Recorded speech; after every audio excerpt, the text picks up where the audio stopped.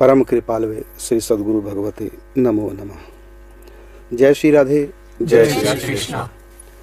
सत्संग कृपा प्रसाद कार्यक्रम अंतर्गत श्री राधा नाम मालिका का अवतार सुख का भी आज 34 क्रम संख्या मन का है। इसकी आज व्याख्या होगी। राधा नाम बराह समाना करत भक्त भुवि सुधि कल्याण। इसका अर्थ है कि राधा नाम बराह भगवान की तरह है। क्या करता है? करत भक्त भुवि सुधि कल्याण। भक्त रूपी भुवि, भुवि कहते हैं पृथ्वी को। बराह भगवान ने क्या किया? पृथ्वी को रसातल से यहां स्थापना की। प्रलय के समय जो डूब चुकी थी उसकी स्थापना यहां की। करत भक्त भूमि, भक्त रूपी भूमि की क्या करा? सुधि और कल्याण। उनकी सुधि ली, खबर ली और कल्याण किया। तो जैसे वराह भगवान ने पृथ्वी को ढूंढा, मतलब सुधि ली और उसको ले आए उसके स्थान पर जहां स्थापित करना, सौर मंडल में। इसी प्रकार से राधा नाम भी भक्त रूपी पृथ्वी, जो भक्त है भगवान के, भक्त तो हैं लेकिन माया में खोए हुए, उनकी सुधि लेता है। जैसे सुग्रीव भगवान के भक्त हैं, मित्रता का भाव है, मैत्री भक्ति करते हैं। तब हनुमंत उभय देशी की सब कथा सुनाए, पावक साखी देकर दीनी प्रीत दृढ़ाए। तो दीनी प्रीत दृढ़ाए मतलब हनुमान जी जैसे रूपी गुरु ने सुग्रीव रूपी जीव को राम जी से मिलाया, मैत्री भक्ति उनको अधिकारी बनाया और मित्रता करा दी। तब हनुमंत उभय देशी, दोनों तरफ की बात करके, की सब कथा सुनाए, पावक साखी देकर, अग्नि को साक्षी बनाकर, और दीनी प्रीत दृढ़ाए। दृढ़ता आ गई प्रीति में।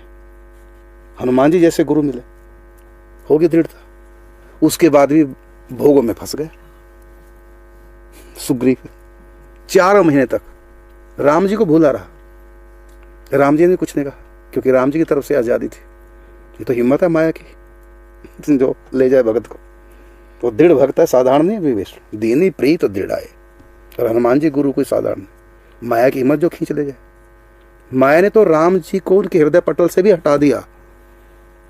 भोगों में फंस रहा। 2 पत्नियां, एक तो उसकी अपनी, एक बाली की। उन्हीं के साथ उनका विवाह हो गया। फिर बाद में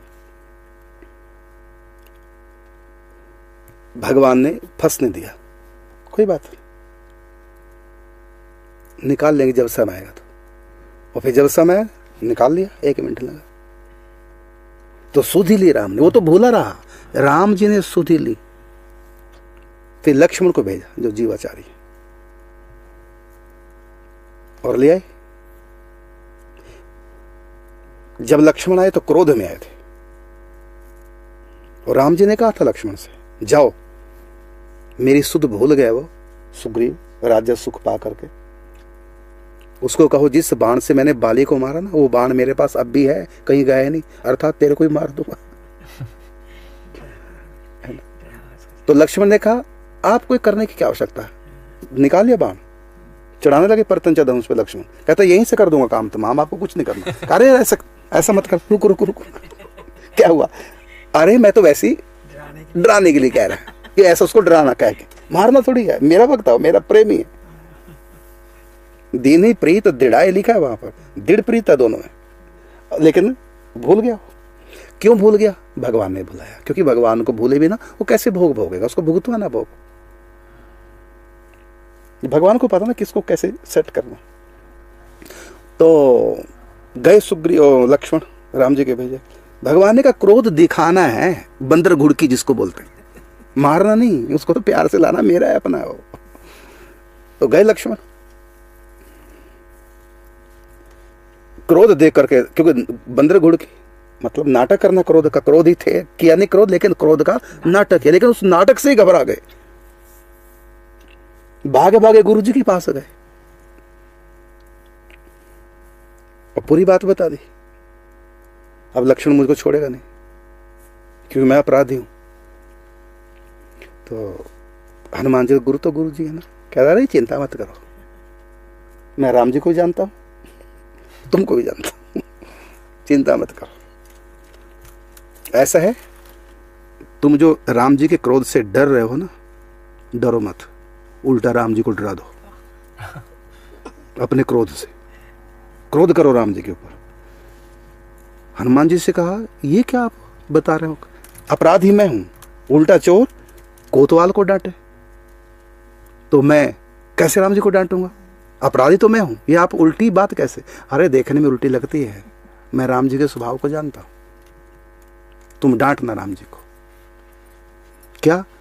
तो कान में युक्ति बता दी, तुमरो मंत्र विभीषण माना, लंकेश्वर भय सब जग जाना। वही मंत्र सुना दिया कान में, कहते रट लो मंत्र, और ये मंत्र एक बार राम जी को सुना देना, और ये मंत्र काम करेगा जब डांट के राम जी को, गुस्से में बोलना राम जी का आगे, तुम भी नाटक करना ना जैसे वहां चल रहा है। तो मंत्र याद कर लिया हनुमान जी का, गुरु जी ने जो दिया, और जो ही राम जी के पास पहुंचे सुग्रीव डांटना शुरू कर दे राम जी को, मैं तो जीव हूं, भूल सकता हूं, आप कैसे मुझको भूल गए 4 महीने बाद अब मेरी सुध ली आपने, मैं फंस रहा भोगों में, माया में फंस रहा, और आप अनजान बन के भूले रहे मुझको। मैं तो सहज पति तू जीव हूं, कैसे आप भक्त वत्सल है, आप कैसे मुझको भूल गए, अब सुधी ली। भगवान कहते हैं मुझको सुधी पहले दिन थे, मैंने तुमको भेजा था भोग लो एक बार सुख, याद मैंने तो कराया तुमको लक्ष्मण को भेज कर। जब गुस्सा किया था, वो भी नाटक था, हनुमान जी का सिखाया था कि आपने कैसे मेरी सुध बिसार दी, और मैं आपका, फिर भी आपने मुझको भोगों में फंसा दिया। भगवान ने कहा सॉरी तो भगवान ने, मतलब ये तो चलो अंदर की बात है, लेकिन यदि हम बाहर की सामाजिक ताने बाने के अनुसार इसका अर्थ लगाते, यही है कि जीव भूल जाता है भगवान को, भक्ति भी करता है, प्रेम भी भगवान से पूरा, तभी भगवान को भूल जाता है, ये जीव का स्वभाव है। लेकिन राम जी नहीं बोलते, राम जी की इच्छा से, क्योंकि भगवान को भूले बिना भोगों को ढंग से भोगा नहीं जा सकता, भूलना पड़ेगा। इसलिए भगवान ने अल जी को, कोल जी अल जी दोनों भाई थे, तो जो वर्तमान में नास्तिक था, जो शराब भी पीता था, वैश्यवृत्ति करता, क्या क्या पाप करता, वो भगवान का बड़ा भक्त था पूर्व जन्म में। अब की बार भगवान ने उसको नास्तिक सा बना के, भोगी बना के जन्म दिया, खूब भोगों को भोगता, और उसका भाई दिन रात भक्ति करता। भाई बड़ा दुखी रहता, कैसा मेरा भाई नालायक, संसार में फंसा, कब इसका उद्धार। तो जगन्नाथ द्वारकापुरी गए भाई को लेकर, दर्शन करने के लिए नहीं, छोटा भाई गया जो पापी था जी। इसलिए भाइयों में प्यार था कि अकेला भाई मुझको कह रहा चलो समान साथ में रखने के लिए, और 2 संग हो जाएगा। जब मंदिर में गए द्वारका जी के, तो द्वारकाधीश भगवान ने भक्त को आदेश दिया, मेरे गले से माला लेकर के उस भक्त को पहना, वो इस तरफ जो खड़ा है अल्लाह जी को पहना। और जो ही पुजारी ले गया माला, अल्लाह जी को पहनाने लगा। अल्लाह जी ने कहा मेरे लिए नहीं, इनको पहनाओ। मैं कहा भगत तो ये है मेरा भाई, इनको पहनाओ। नहीं नहीं आपके लिए। मेरे लिए कैसे, हम तो पापी हैं, पतित है। नहीं, द्वारकाधीश की बड़ी कृपा आपके ऊपर है, आपके लिए स्पेशल नाम लेकर पूरी बात बताई। तो बड़े भाई को बड़ा गुस्सा आया भगवान के ऊपर, ये क्या न्याय, मैं जिन पर भक्ति करता रहा, और मेरे लिए माला का भी टोटा पड़ गया इनको। 10 माला पहन रखी, एक ही उतरवाई, 2 नहीं उतरवा सकते थे।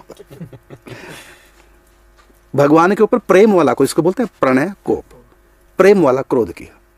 क्या ऐसे जीवन को जी के करना है जो भगवान को रिझा नहीं सका। मुझसे अच्छा तो पापी शराब पी पी के गलत काम कर करके भगवान को रिझा लिया। तो प्रणय कोप में आके आवेश आ गया और समुद्र में छलांग लगा दी, आत्महत्या। संसार की कामना के लिए आत्महत्या नहीं, भगवान की। और जो ही कूदा तो दिव्य द्वार का भीतर प्रकट हो गई। सैनिक आए, आइए जी, आइए आइए आइए, आपका अंदर स्वागत है। सोने के महल भीतर रुक्मिणी स्वयं भोजन परसरी